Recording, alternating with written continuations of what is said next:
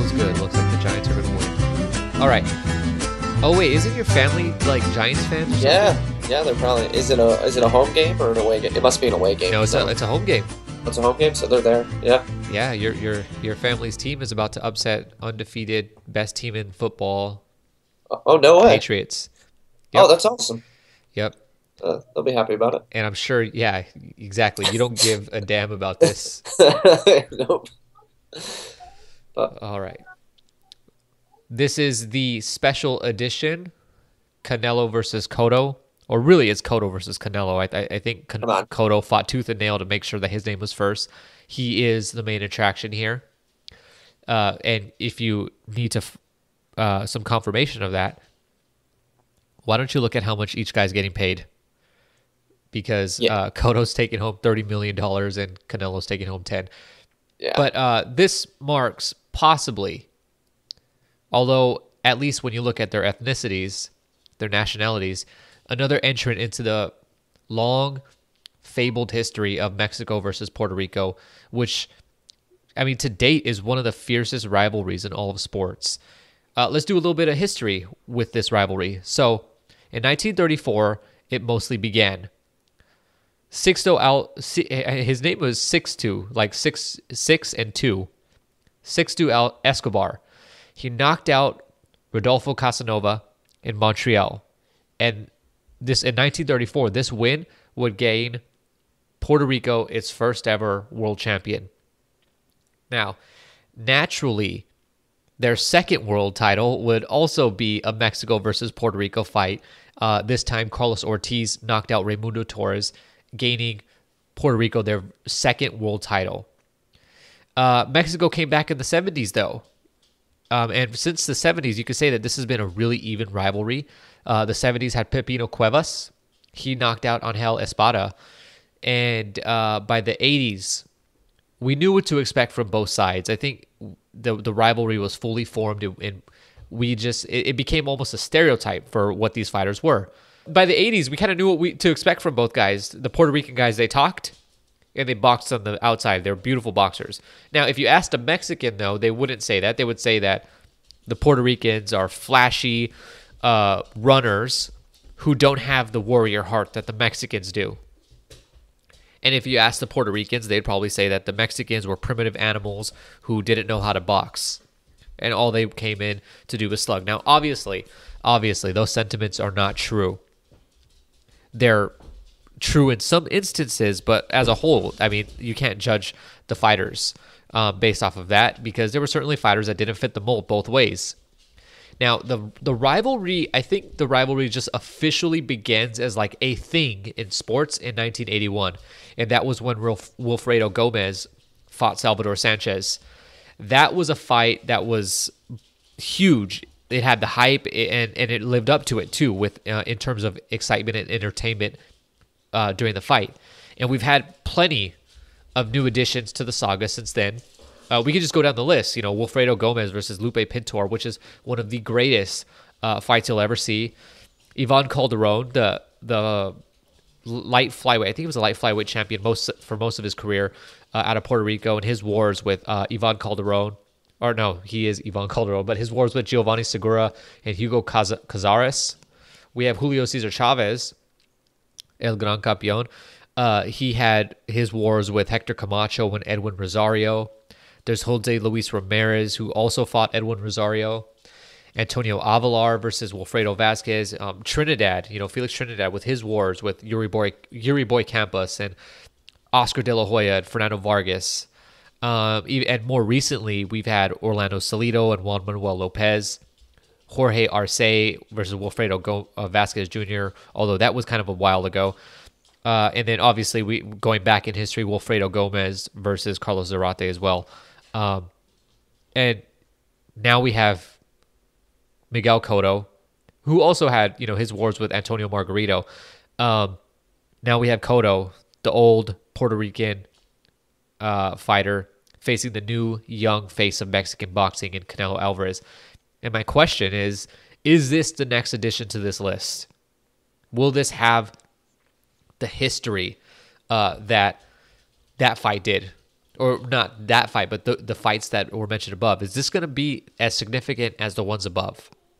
I think it definitely has the potential to. Even with the name recognition that both fighters are at currently today in 2015 with Miguel Cotto and, Canelo Alvarez are both, major stars in the sport, in the modern boxing landscape. So just the fact that anytime you get two of the biggest, stars to get in the ring with each other, it turns into a monumental event and it becomes one of those spectacles in boxing that's kind of bigger than boxing. And I think this fight definitely has the potential to be added onto the list of the, Mexican Puerto Rican rivalries. Absolutely. I I'm not so sure that it's going to get added on an entertainment level. I think with Cotto's movement and his willingness to box and be more responsible for his defense, more than being a face forward kind of brawler. And Canelo is not as active as some people might think. He's not that guy who's aggressive like Antonio Margarito, who's going to continue to walk forward. I don't think it gets added in on entertainment level. I mean, at this point, who knows how the fight actually plays out, on paper at least. But as far as you're absolutely right when you say it's this is 1 versus 2, as far as the biggest draws in boxing now that Mayweather's gone and Manny Pacquiao's on the shelf currently with an injury. These are the two biggest stars in the sport. Sorry, HBO, it's not Gennady Golovkin. And as far as like just the atmosphere, this is going to be a really special fight, especially this year, given that we've already had Mayweather Pacquiao. This is a special fight that we're getting. How often do we get two big time fights in the same year? Yeah, rarely does that happen. It's pretty spectacular to think that Mayweather Pacquiao happened and now we're getting Canelo Cotto. But it's kind of like it has the potential to be a quote unquote like makeup for what Mayweather Pacquiao ended up being. A lot of, more educated boxing fans kind of were able to foresee Mayweather Pacquiao not being the most exciting fight. As you were positing earlier, the same, I suppose, could be said for this fight. It really all depends on how it plays out, but it's very rare to have two kind of what you would consider mega fights, because these are definitely mega fights happening mere months apart. At least not in recent history have we Right. gotten this. This is something that's fairly rare just in the landscape that we've had recently. But looking at the possible narratives for this fight, and there are a few, HBO, and at the start of this podcast, we played up the Puerto Rico versus Mexico thing. When I wrote the viewing guide, I took on that this is really a battle between Canelo creating his history and Cotto rewriting his. Now, of those two, and you can pick up any others ones that you think that exist out there, which is the narrative that you've liked the most? Um, I think the Mexico Puerto Rico rivalry is one that kind of happens out of necessity, right? Rather than anything else. Whereas any of the other narratives that we look to are born out of the fighters themselves, right? Not just where they were born. So I think those are the ones that are going to be the more important narratives going into this fight. And personally, the narrative that I kind of see is it's more in line, I think, with what you were describing. But this is Miguel Cotto's chance to like go out on top, become cemented Hall of Fame boxer, right? Because right now, if we want to be honest, and you want to look at Miguel Cotto's career overall, a lot of his big fights he's lost when he steps up to the big names in the sport, right? We have Pacquiao, we have Margarito once, we got Mayweather and Trout. Every time he's at the biggest stage, he normally loses. With the exception of Sergio Martinez, but we'll put an asterisk next to that for now. So, like you said, this could be his redemption, right? Coming up against a more matured Canelo than even Floyd got, because Floyd even managed to get Canelo a little bit too early, in my opinion. So I think the real narrative here is it's the tough, rugged veteran versus the young, hungry lion. As like cliche and ridiculous as that may sound, like that's a perfectly suitable narrative, and it's like but it's a legacy building narrative too, because it's very easy that Miguel Cotto does not go on to fight again, win, lose, draw. Well, draw maybe, fight again, but win or lose, he may not go on to fight again. So he is really possibly cementing his legacy within that fight, and that's a whole different kind of fight, to cement your legacy on. Think of like Mayweather fighting Berto as his quote unquote last fight. You know what I mean? The difference is so significant with the challenge that Miguel Cotto is taking on in such a rising star in Canelo Alvarez in his last fight that it's staggering. Yeah, I think. I mean, I think one of the more interesting narratives here is can Canelo at the not the biggest stage he's ever been on, because the Mayweather stage was the biggest, but the second biggest stage of his career, he's got an opponent that just works for him. Like, it's a style.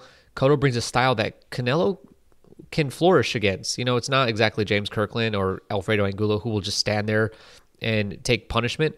But Canelo's not the kind of mover that Trout is, who's going to, avoid conflict at all costs necessary. And I think Canelo's narrative here of really stepping into being the star of the sport, and he can do so by beating Cotto, in a way where he looks good. That's, an exciting narrative to see. Are we going to see the birth of the next pay-per-view star in boxing? Well, I think if he was able to beat Cotto, this gains him a lot of goodwill with the fans as far as like what his next 5 fights are. Do you know what I mean? Like if he fights Cotto, I think he basically just gets to pick and choose for his next 5 fights, whoever he wants to fight. He could avoid Golovkin if he wants to, and nobody will really give him crap for it. He will legitimately, rise to that level in the sport where he is the true superstar. And obviously there's that void that needs to be filled, and maybe it's not going to be filled in the welterweight division for a little while, but we certainly have a big void that can be filled in the middleweight division right now. Okay, so let's look at who wins here. All right, so and where they're going to rate pound for pound. So let's say that Canelo wins this fight. Where do you think he gets rated pound for pound? It really all depends. It depends on the fashion in which he wins. It depends on did he do it looking easy? Was it a struggle? Was it a split decision? There's so many factors. Because right now with Canelo's career, I find it hard to even rate him pound for pound at all. Top 15, top 20 fighters? Sure. Top 10? Absolutely not. The names on his resume just aren't there, and the names that are on his resume, if you look at Lara, you got a split decision there where you eked by, and you punched Lara in the head maybe 2 times throughout the grand total of the fight, and one of the judges actually saw him losing the fight. Austin Trout, tough to engage with, another tough fighter, but that was a clear victory for Canelo, but close. We're making the case for where he does rate, because he's going to get put on the pound for pound list. Right. Well, so that's what I'm saying is right now, yeah, I have to look at where I have him now. So what does beating a... No, don't answer for you, because I don't think okay. that works. I would answer from where do you think the population puts him at? The general consensus of boxing fans. Top 5. Top 5? Yeah. Oh man. Where do they have him now? I think the general boxing fan places him maybe 7th at the highest, but around 10. Yeah, so it depends. Again, if he goes out there and knocks Cotto out, there's so many asterisks with Cotto's career at middleweight that it's hard to make a concise judgment, right? Well, what I think is that if Canelo wins, however he wins, okay, with the exception of like controversial decision, but we're gonna toss that out. We're just gonna say we're gonna, for the sake of this, clear decision or stoppage. I think if Canelo wins, he gets put at 7, and that's his limit.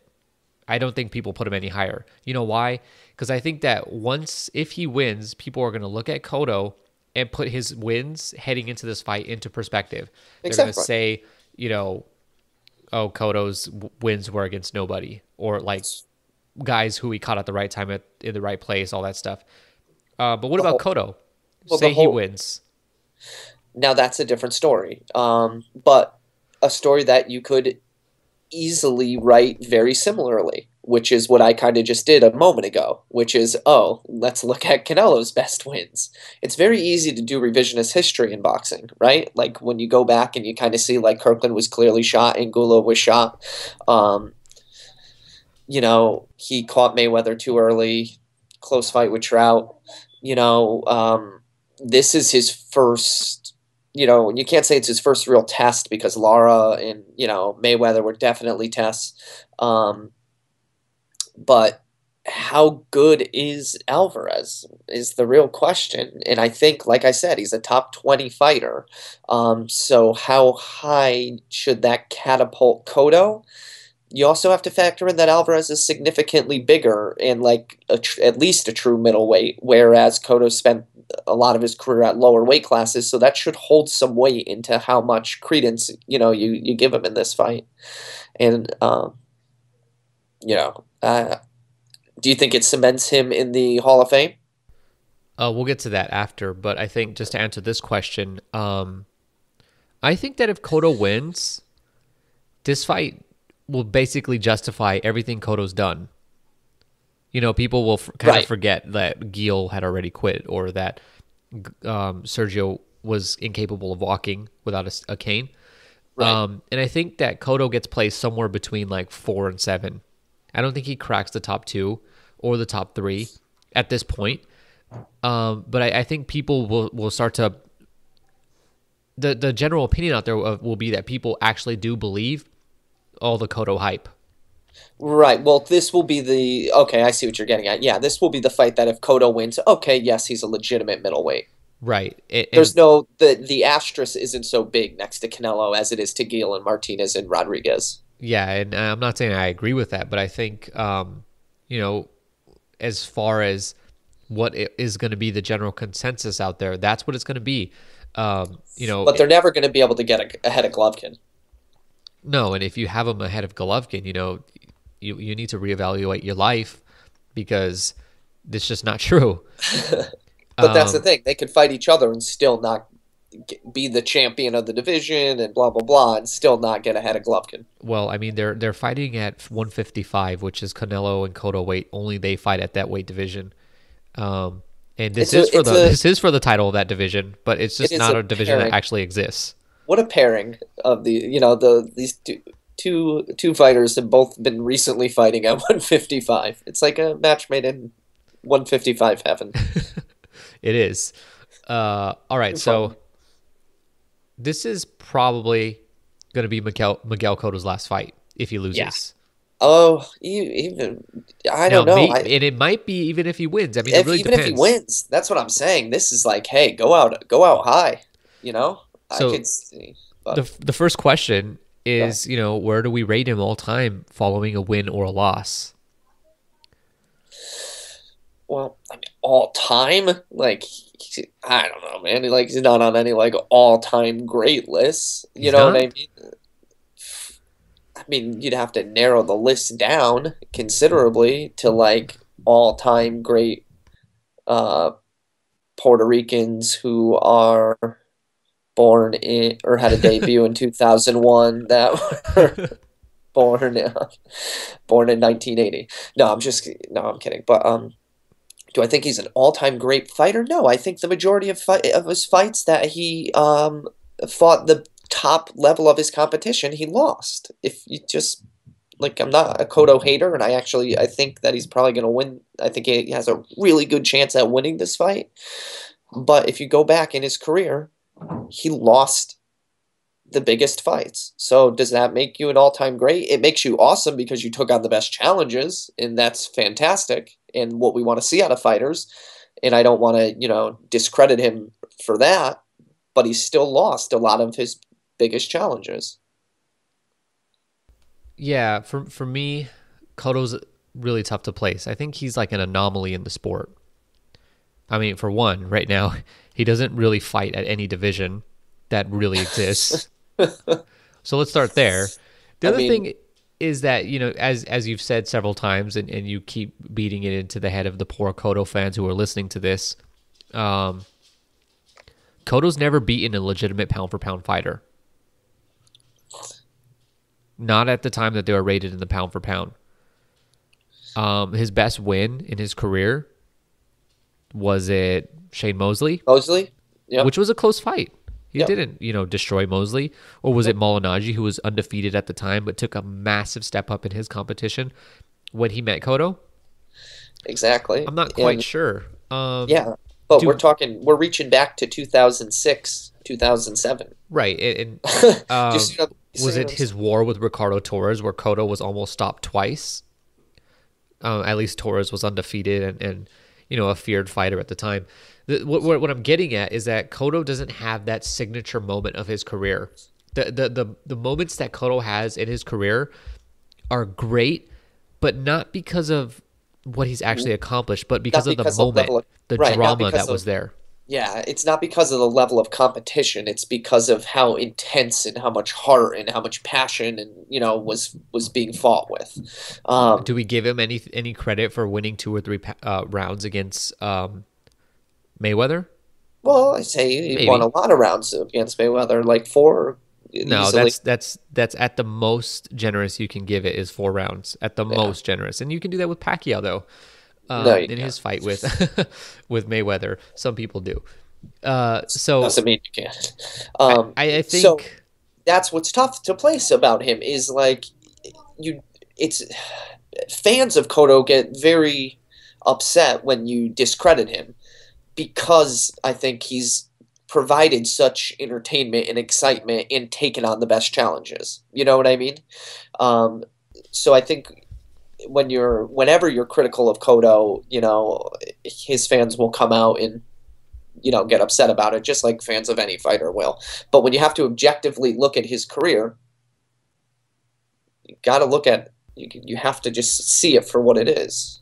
Right. So as far as where does he rate all in time? History? Like history? That's what you're I don't asking? know. It's he's going to get lost in the shuffle as being a really good fighter for this era. Now, yeah. Will he make the Hall of Fame, which you asked earlier? The answer is yes, because Arturo Gatti made the Hall of Fame based off of being entertaining. He's a club-level fighter who managed to get a world title and entertained every time he went out. Cotto, for the most part, he's not a club-level fighter, because I do think Cotto's been a legitimate world-level talent, but he's entertained for sure in almost all of his fights. Joshua Clottey fight aside, Austin Trout fight aside. Right. Let's see, any other ones? That's pretty good.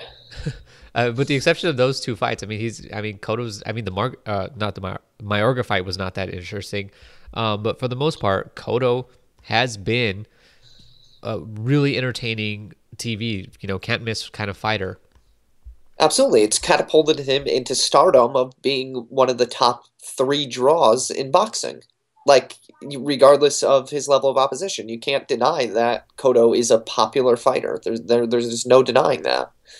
And a lot of this depends on Canelo too.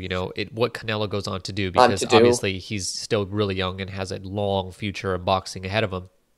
If Cotto loses, but Canelo turns out to be one of the best pound-for-pound fighters in the sport in a few years, Cotto's his stock goes up.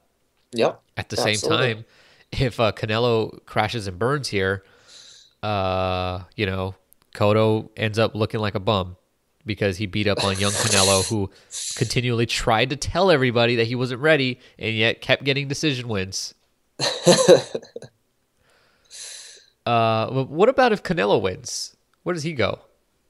Well, if Canelo wins, I think, like I said, it depends on the fashion, but let's just say he has a star-making performance, meaning either it's a stoppage win or a very decisive, 118, 112 kind of. Like the Trout-Cotto fight? Funny. He goes on and has a real star-making performance, right?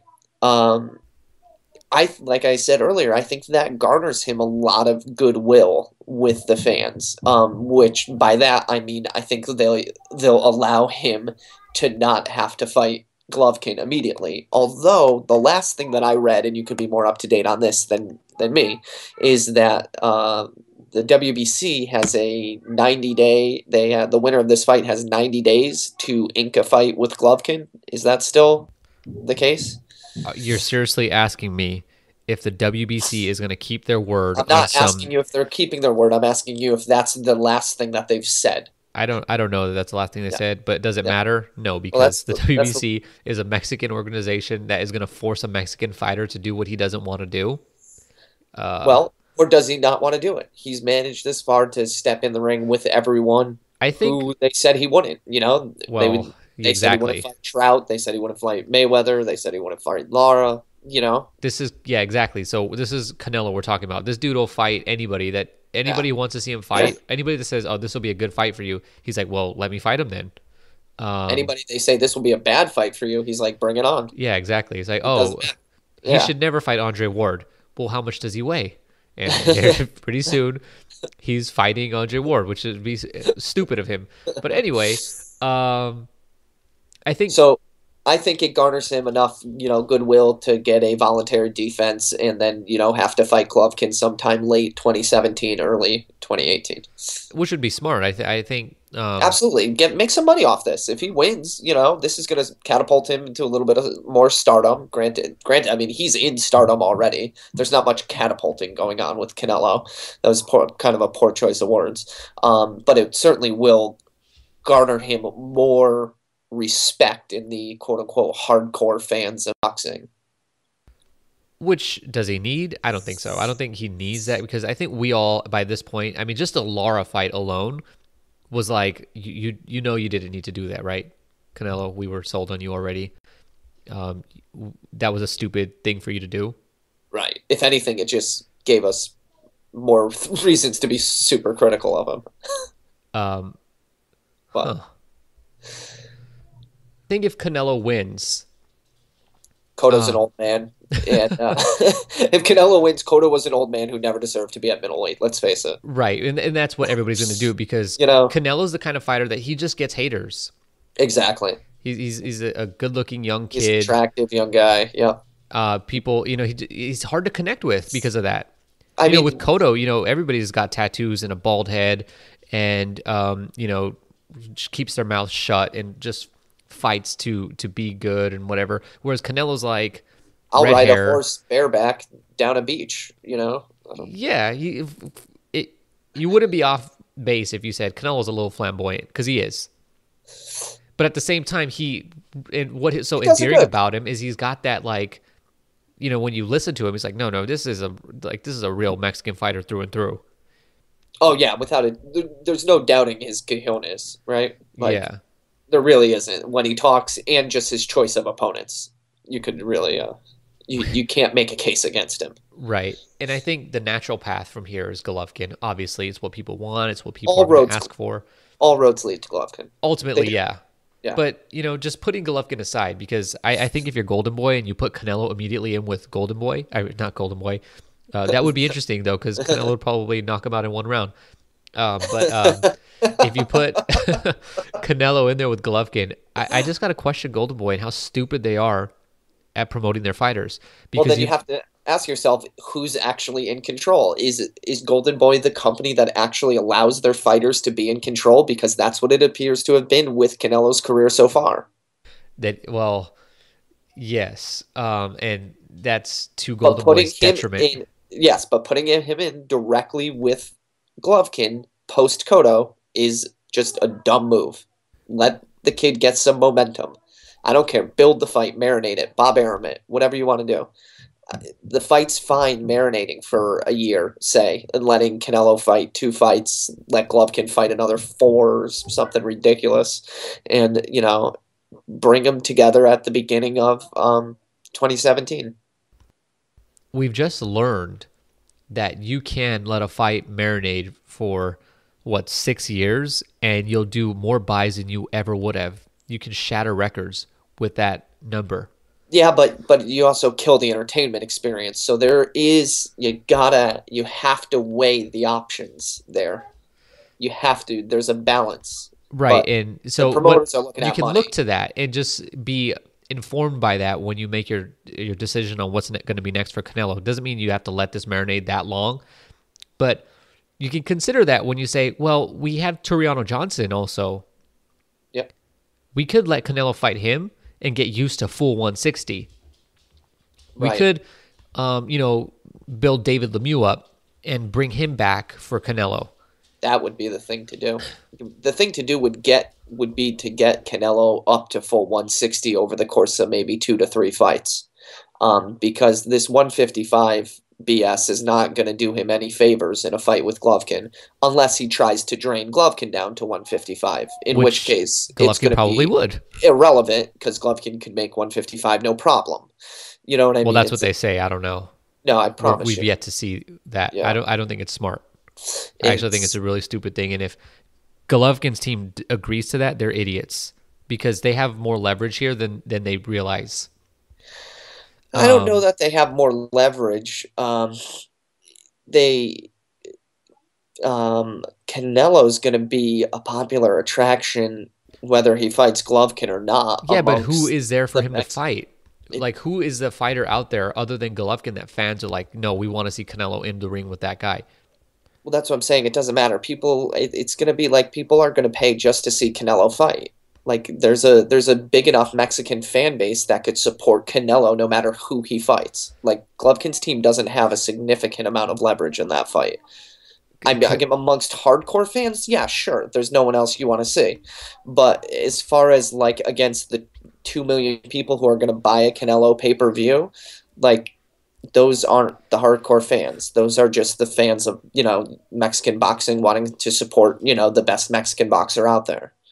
Well, one of the big problems right now is that post Cotto, with Golovkin removed from the picture, there's very little for Canelo to do. I mean, there's Name nobody at recognition wise, 154. right? There's nobody. The Well, only one is Demetrius Andrade, and I don't know that they want him to fight Andrade. And I don't know that Andrade is going to stay at 155. Or well, sorry, are you talking about? 154. Are you even? Are you so? Are you talking about thinking of keeping Canelo at 155 or bringing him all the way up to 160? Well, I think What do you think? ultimately he needs to go to 160 if he wants to just look at the pool of opponents that are there right now, because there are guys out there at 160 that he can fight.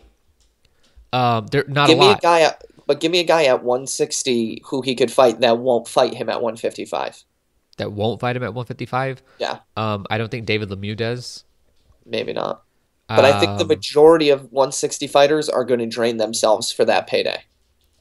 and that's really stupid on their I'm part. not. Yeah, but it doesn't. But Angela, we've seen it happen time and time and time again.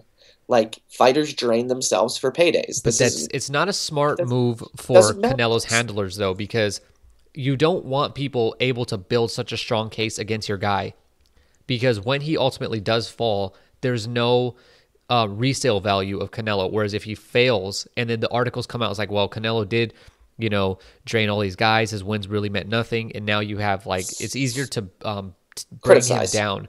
Yeah, I think what they're actually probably going to do, I think they keep him at 154. I think you have to. 154. For the meantime, I think for the So next year, keep him at you 154. But here's why. could he even make 154? Canelo, he could probably make 154. We saw him make 152. And if they're going to do the drug testing, which nobody's talked about, but if they're going to do the same drug testing that they're doing for this Cotto fight, again, which nobody has spoken about, he could make 152, 154. But if he's going to stay there, why I keep him there for one more year is I'm bringing Just enough welterweight up. right. Some poor welterweight's Some going to poor get beat up. welterweight named Josecito Lopez too is going to get I was thinking more along the lines of Timothy Bradley or Manny Pacquiao. Yeah, sure. I mean, if you're Bob Arum, that's one fight where you say, no, Pacquiao, you're gonna do this. Like Right. this fight's worth it. Like, can you imagine a Pacquiao Canelo fight would be bigger than this Canelo Cotto fight? Way bigger.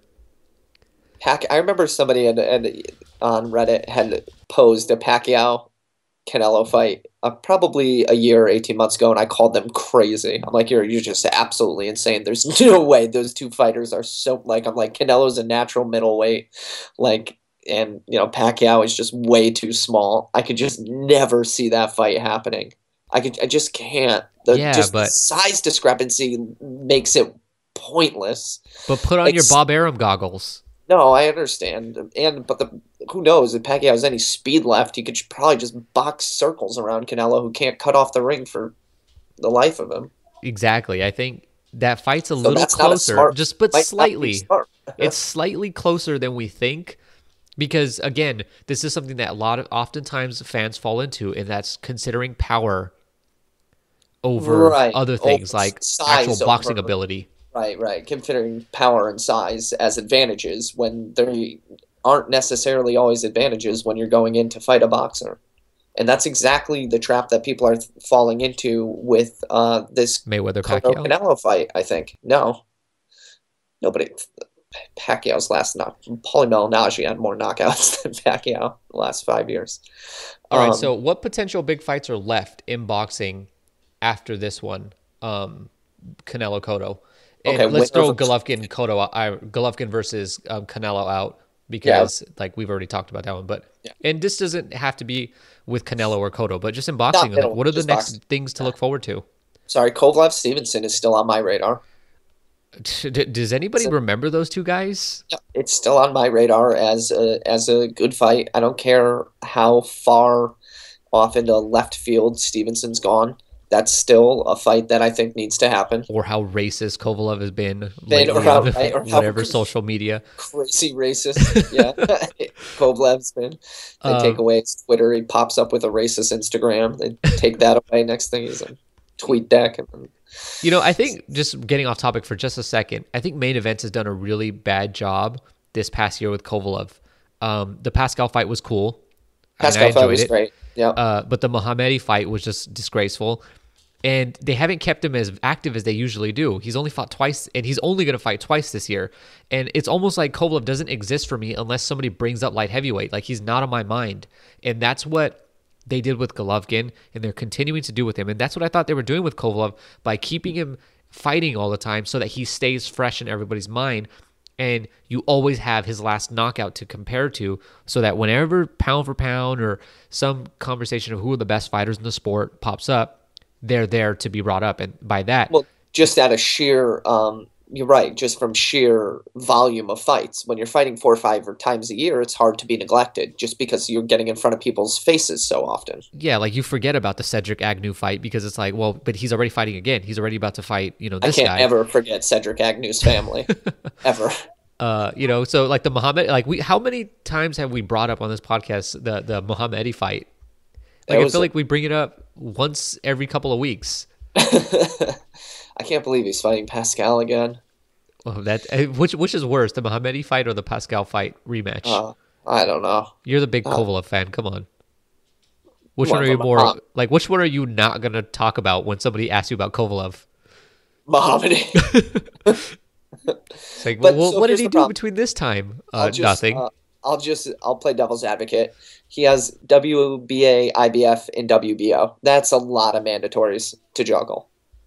So, but you should be fighting, when you have that many mandatories, it's okay to be fighting 4 or 5 times a year because you got to juggle some mandatories along with, a good fight against a Hopkins type. Or, fighter.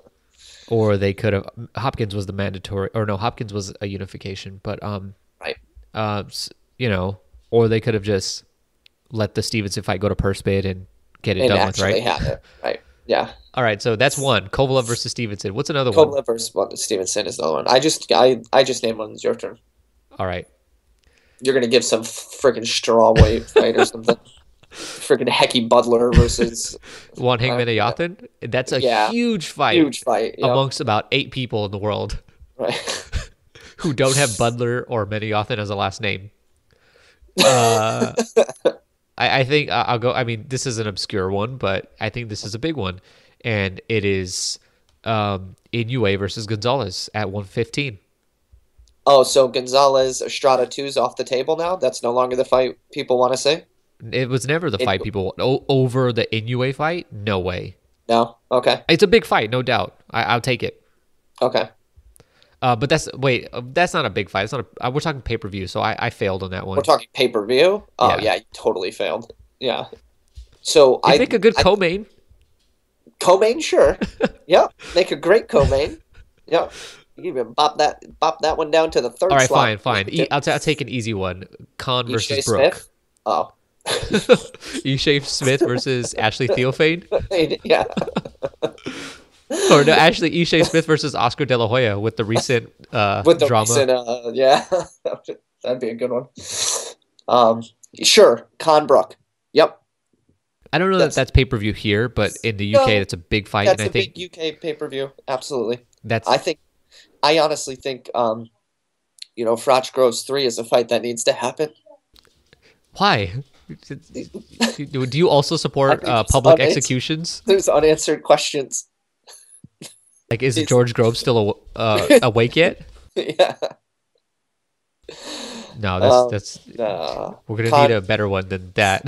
On Brooke. But one that's actually happening though, is I think I classify Fury Klitschko as a mega fight. I love this fight. It is like it's the fight that I've been most anticipated to watch since it was announced. It's the only fight this year that I watched the hype, videos for, like the 24/70 style thingies of just some guy and, Fury's gypsy training camp where they live in a caravans. And I just, I've watched everything related to that fight. That's been the one real big super fight that's been on my mind. So that's a big super fight, but that's already, slated to happen. Yeah, that's a good one. I think that's a good one. Yeah. I think if you want to talk pay-per-view, it's tough, but I think there needs to be some kind of round robin with all of Al Heyman's welterweights, and then a super fight comes out of that. So what you mean to say is Thurman versus Spence. Right, exactly. Yep. If he does because I really do think that quietly behind the scenes, he's actually doing that. Is getting Spence set up to put in a position to knock down one of these people that has, that he's building up one of these other people for Spence to come in and knock down and make Spence the real star. Well, I think that's going to be one of the consequences of it, but I think he's doing a tournament right now. We're seeing his welterweights get challenged stiff. Right. And the 140 fighters too. And basically he's saying who's going to rise, and it's being done real subtle. Yeah. But with Thurman versus Porter, which if we've turned the clocks back a year, that's a pay-per-view fight in our minds, isn't it? Because Porter was coming off of murdering Paulie Malignaggi, and Thurman was Thurman. Yeah. He was coming off of the Julio Diaz win, I believe. Yeah. We would have projected a year from now it would be pay-per-view, wouldn't we? We would have thought it would have been a pay-per-view fight, right? Yeah. But it's cool. We're going to get to see it on free TV. Right, in prime time. Yeah. I think another one is Andre Ward versus Kovalev. It's just classic pay-per-view written all over it, where it's puncher versus defender. Yep. Black guy versus racist. Yep. Yep. Classic pay-per-view. No, I think that's another one. Let's see. What about Danny Garcia versus Thurman? I was trying to think of Danny Garcia, and I don't think there's a sellable pay-per-view fight for Danny Garcia. What about the rematch with Khan? And obviously with the PBC, we mean primetime network TV, not actual pay-per-view, because they don't do that. Okay, so if we're actually taking pay-per-view off the table, just like the primetime NBC. With that significance and that feeling to it, the pay-per-view. Yeah, it would be Khan Garcia too. That's a great fight. And I think Khan Pacquiao is also there, and Pacquiao Crawford is the big one that we've left out. Yeah. And I think the other one is Crawford Bradley. Crawford Bradley is a fantastic fight. I mean, that one just checks all the boxes off. I don't care. Except for ratings. Pacquiao, dude, Marquez Pacquiao 5. Give it to me. Let's finish with that one, because when has Marquez and Pacquiao failed to entertain you? When? I want it. When have you watched one of their fights and be like, wow, that I would have rather watched Carlos Molina fight? So why are we taking it off the table? No, we're not. We're going to stop there because okay. That, Okay. for me, my money, Pacquiao Marquez has been guaranteed money 4 Fine. times. That's what I'm saying. Yeah. Okay. I thought And you were disagreeing with me. I'm like, what are you talking about? Like, no, at that this is, point, I'll take it.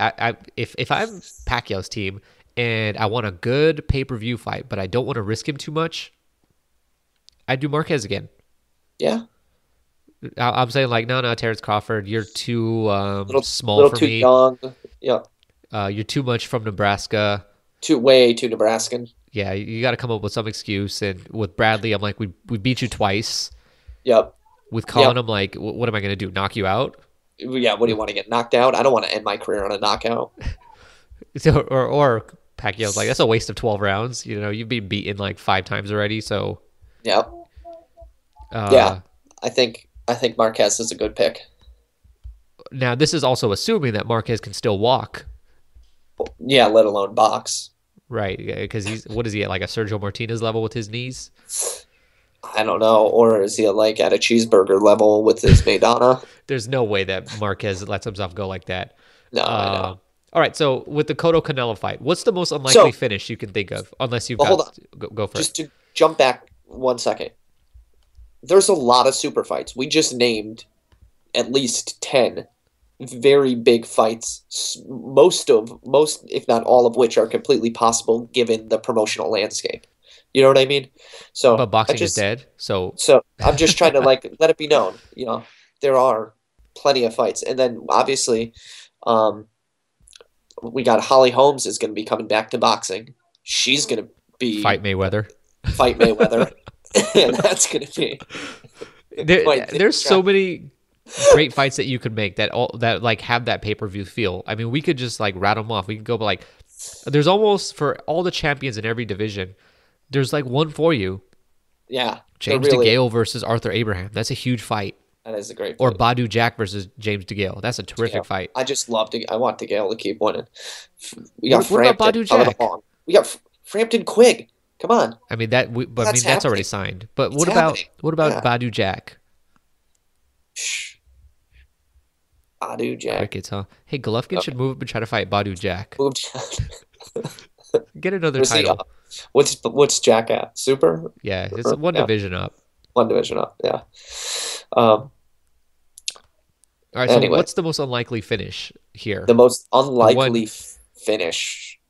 The one you would Ooh. bet all the money you have that it will not happen. Draw. Really? Draw. Yeah. Do you Draw know who down. the judges are, right? No, I don't. Who are they? They're actually they're good judges. Burt Clemens, Dave Moretti, and Sean McKay. Although, Oh, they're fine. let me look at my viewing guide. One of them has not One of had them's- such a good last couple of months. Moretti. It's probably Moretti. Hold tight while I look this up. This is captivating podcasting right now as I look. It's Moretti, yeah. So Yeah. Moretti That's what I said. just Yeah. recently scored 117 to 111 in the Jose Benavidez versus Mauricio Herrera fight for Oh Benavidez. boy. Oh boy. Okay. Okay. So that was a card that had some bad judging, and that was an example. Okay. He had Mayweather beating Canelo 116 to 112. Usually. What were That's you watching? 4 rounds to Canelo. Yep. Right, 4 rounds that Canelo didn't win. Yep. He had 115 to 113. Now we're going ancient history. 115, 113 for De La Hoya over Felix Sturm. If you've seen that fight, I'm sorry, but De La Hoya doesn't win that fight. And 115. And then the to next fight that you're going to mention is an absolutely reasonable and perfectly fine score of 115, 113 for Ray Leonard over Marvin Hagler, which is completely fine and should be removed from the list. No, I just want Do you people wanna- to know where he stands, because That's- that kind of tells you what you look for in your judging. It tells you what he's looking for. So he's a Cotto judge. He's a judge who's going to judge in favor of Cotto, in my opinion. Are you sure? Yep. What you're basically trying to say is that Moretti scores activity overall. Right. But I've said and what I've noticed and observed, because not looking through his cards that were okay, Yeah. it's that he scores based off of the big names or the champions. Like he tends to give it to the A side. Okay, so who's the A side? Cotto or Well, Canelo? here's the thing. So exactly. There's something strange because on one hand he does that, but then on the other hand, like he gave Alvarez 4 rounds. Well, Alvarez was a big name. Yeah, but So if he against the gives biggest name. Alvarez 4 rounds against Cotto, Alvarez only has to win 3 rounds if he does that again. So basically, in order for Canelo to get a Anyways, draw, he just needs to win 3 rounds, and already yeah, it's a majority decision. yep. Um, and But now that we're on if I, the subject of the judging, Burt Clements is a really good judge. yes, I do think that he's one of the very best out there. Although, um, he will score wide, but on the right side of wide. right? But he's Yeah, sometimes he could be a little too wide. And then John McKay from New York is a good judge, except for he also has not had a very good history. Very recently, he had Badu Jack losing to George Groves at yeah. 114, 113, which basically says that George Groves won that fight 7-5, but was knocked down once. So Ooh, that makes it 114, that's 113. yeah, that's And rough. then he had John Pascal beating Unieski Gonzalez 6-4, which I'm sorry, but if you watch that That fight, fight just did not happen. yeah, that's not how it went down. Yeah. So, with the Well, Mayweather Pacquiao fight, we had terrific judges. I think they picked the 3 best judges that they could have picked, including. CJ Ross. You're lumping CJ Ross into that? Did I say Mayweather Canelo? Yeah. Oh, I meant to say You Mayweather meant Mayweather Pacquiao. Pacquiao. Yeah, they had. Okay. I mean, they had Burt Clements, Dave Moretti, and Glenn Feldman. Those are all really good judges. Phelps is a great judge, yeah. And Dave Moretti, he's great Yep. except when he's not. They're all great except when they're not. That's the bottom line. Let's not get too hard on judges. Boxing scoring, it's very tough. It's subjective, and everybody has a bad night. But when it's somebody who's routinely throwing in bad scores, that's one thing. But I think even what we just went over, I think the judging will be pretty fair. Well, what do you say? You're telling me, I've had 2 bad cards ever, and I'm still talked about like I'm CJ Ross. So Yeah. I mean 2, No. But 2. I'm saying, don't you think these judges though they'll be fair? They'll I turn do in think good so. I scorecards. think I really do. I think don't think they'll really there's any shenanigans coming in. Like when do it. when I saw CJ Ross, you could see it in the Mayweather Canelo viewing guide, my very first one that I ever wrote. But I said, "This is not good here." And what do you know? She turned in a draw. It was one of your first viewing guides, so you didn't have much to say, but all you had to say was, "This is not good." Yeah, I was still learning how to do it. It was real short. I think I fit it all in one post. Yeah. Now I can't. I can barely fit a quarter of it in one post. So yeah, and I think the most unlikely finish here is not draw. I think it's a Cotto stoppage. I'd like to think. I'd like to think that too. I Look, mean, I I'm could only saying because totally. Kirkland drilled Canelo multiple times. Oh, but please, you know what? I could have taken Kirkland's punches. No, you couldn't have. Are, Kirkland are hits you like an kidding me? ox. Not anymore, man. Kirkland was so shot No, going into that he fight. still had his power. He He threw was everything into no. it because I Canelo was red. Like you could tell he was feeling those punches. The power's the last thing to go, so I'm sure he still had some power left, but there was nothing like Kirkland of old, and I can't. Yeah, I think it's sure. And Canelo's shown that he's got quite a chin on him. I mean, the only guy to hurt him was Cotto's brother. And if you watch that fight, Canelo recovers quick, Real quick. and while he's hurt, he's doing the Bradley of still countering while he's hurt. You can see in Right. his eyes, they're like he's staring straight at him, but like there ain't nobody home, and And he's ain't throwing nobody there. precise shots back at him. So Let's just wouldn't it briefly be talk about the undercard since wouldn't we're it be funny though starting to go if long. I feel like the undercard on this fight changes every day. No, I'm serious. Am I going crazy? Is Ward on it? Is Rigondeaux on it? Rigondeaux? So let's set this. Rigondeaux? Ragondeaux? Who do you, Mike Tyson? No, Roy Jones. Oh, well, I mean, Mike Tyson, if you remember, I think it was on the first ever Mike Tyson's promotion undercard. No, Fox Sports 1 event. And Mike Tyson just destroyed Rigondeaux's name. Oh, I thought He it was was saying letters that weren't in his name. I thought it was Jones who did it. It was Tyson. I think Rigondeaux Ragondeaux. just says Guillermo. Guillermo. He calls him Billy because That's the English version of that name. But anyway, this is the undercard. The co-main is Takashi Miura against Francisco Vargas. And then on the undercard is going to be Randy Caballero versus Lee Haskins, and Guillermo Rigondeaux versus Ryan Francisco. Now, Ragondon made it on? he's on. Awesome. And if you want to hear about these fights, because I go real in detail on them on the other podcasts that you can listen to. But real quickly, which fight stands out for you on this one? No. None of them, huh? Well, what you need to know is Takashi Miura is the number 2 super featherweight in the world. There you go. Randy Know that, Caballero and folks. Lee Haskins, they're both middle of the pack bantamweights, but Caballero's young. He's on the way up, and if he wins impressively here, he might get a fight with like Jamie McDonald or something. He's not a, from what I've seen, he's not a bad fighter. And then Guillermo Rigondeaux is going to destroy this guy. But it's not the fact that he's fighting this guy who's like, we don't want to bring that up. I mean, it's like that's kicking a horse when he's down.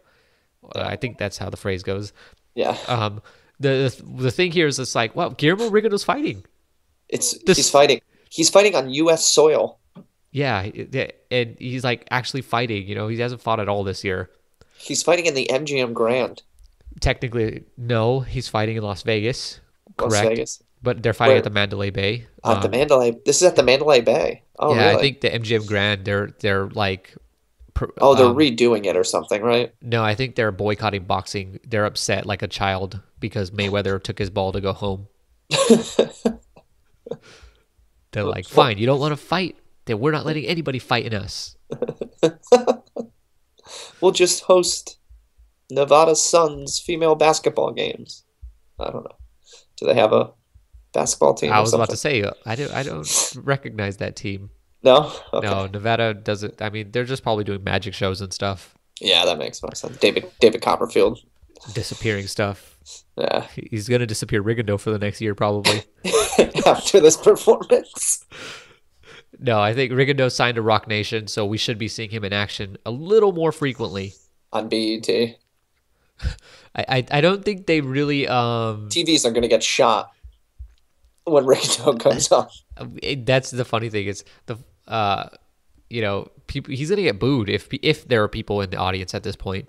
But it's a Mexico versus Puerto Rico fight. You think the fans are gonna put up with the defensive fighter? That's why Andre Ward got injured. He's like, wait a second.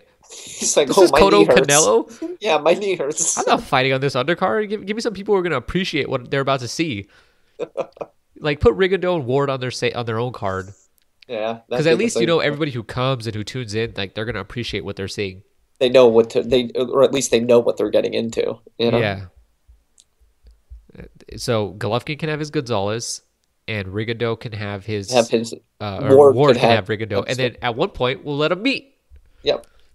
It's a match made in heaven, and then Rigondeaux can outbox Kovalev needs a little buddy though, too. Wow, let's think of who could be his buddy.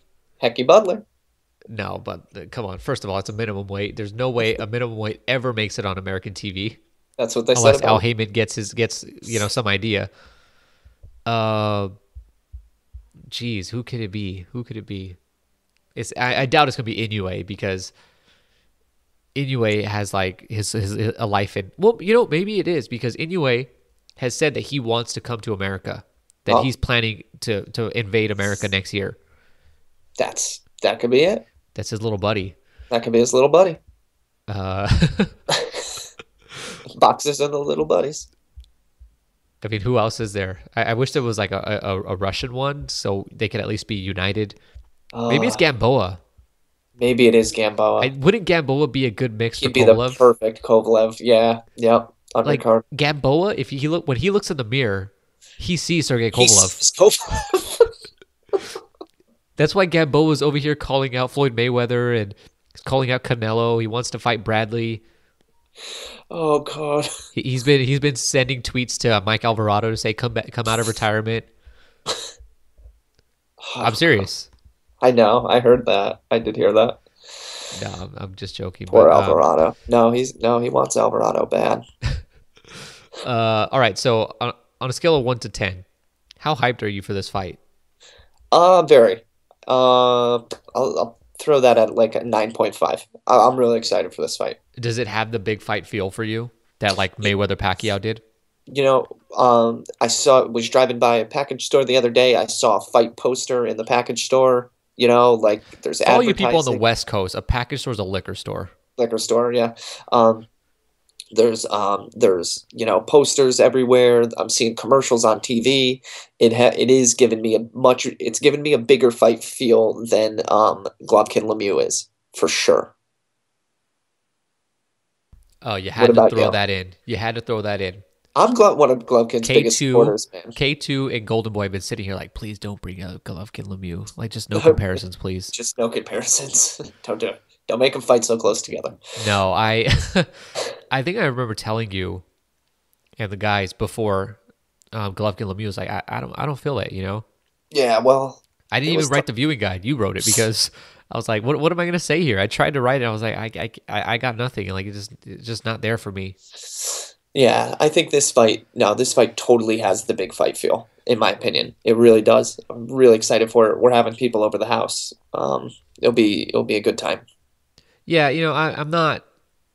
This isn't Mayweather Pacquiao where like Oh, come I on. was I Give was me in a the zone break. fight Just week. shut up with that. There's not going to be another Mayweather Pacquiao. That's what I'm Like, saying. But yeah, so don't hold things up to it. well, Hold I'm it comparing how I hold, was then to now. yeah, Now it's like compare to something more realistic, like Chavez Jr. versus Martinez. yeah. That was a different kind of excitement because I like that was like I'm going to an execution and I'm happy about it. I can't wait to see a beheading. And then I almost had a heart attack. Yeah, I know. Exactly. And then the guillotine stopped. The guillotine broke. And then it turned out that I was being executed.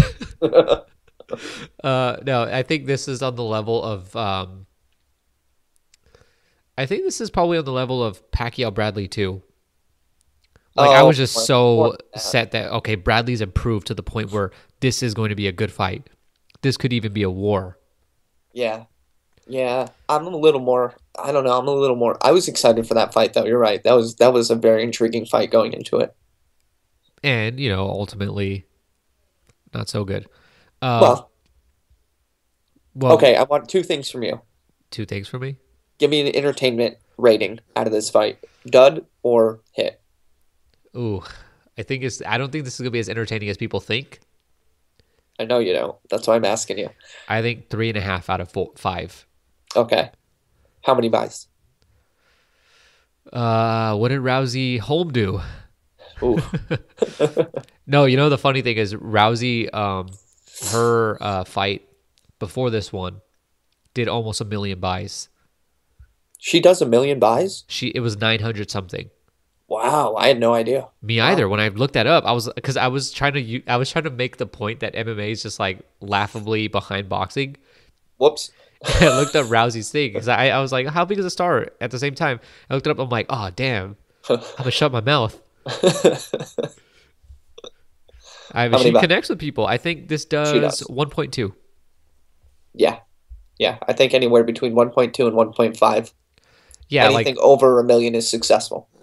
I think the highest Cotto's done is 1.5, but that was with Mayweather. That was with Mayweather. The Highest highest Canelo's done with 2.2, Mayweather is 2.2. So I think probably 1.5. 1.2, 1.5. I Yep. think that's a real good range. If Yep. they do any more than that, like you got to be jumping for joy. Exactly. I really think anything over 1 million is jumping for joy. Um, and then anything beyond what we're suggesting is really, really optimistic. So Um, you're gonna pick? You finally gonna pick a fight or no? no, I'm not gonna pick. You're not gonna pick. All right. I, I I think I mean I that's think that's just not my game. Like I'm not out here to pick fights. I'm out here to hype them up. I want like people to be as excited about boxing as I am. I think Cotto's gonna win. We know that. You went on the record officially last week, didn't you? I've been saying it actually for the past But that's four not that weeks. important. Let's actually get your picks on the undercard because I think that's what people really want to know. Who wins between Randy Caballero and Lee I don't Haskins? I don't even know I don't even know who these fighters are. What division are they fighting in? I put me on the spot. I don't know. Junior strawweight. Is that a thing? It might be that, but based off of like what I know about weight Is this division, is that's this like an 101 amateur? pounds. Is this an amateur fight? Yeah, it's actually for the bronze medal.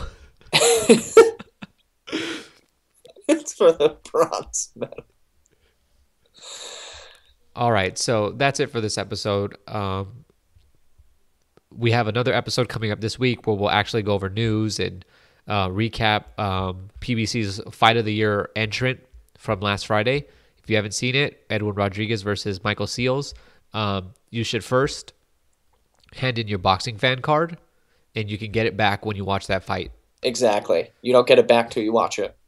The other thing, also, there's a preview podcast, which I do spend a bit of time on this card, but also all the other fights this week, and there are some good ones. But I'm guessing, Jason, you don't really want to talk about Arthur Abraham?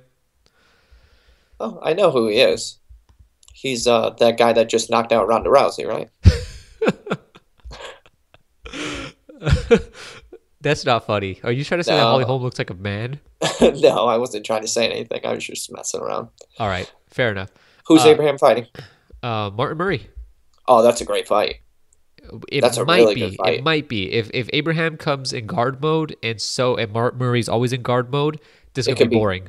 Guard v guard. Yeah, not good. Yeah. Just two high guards walking into each other. Yeah, it's going to be like the Metapod versus Metapod battle, where each trainer is yelling out Harden to the other guy. and they're just going to make their guards tighter and tighter. Until they're just tapping elbows. Until the trainer's got to step in and fight. All right, that's it for this episode. Thank you for listening, and we'll be back next week with the results from this fight.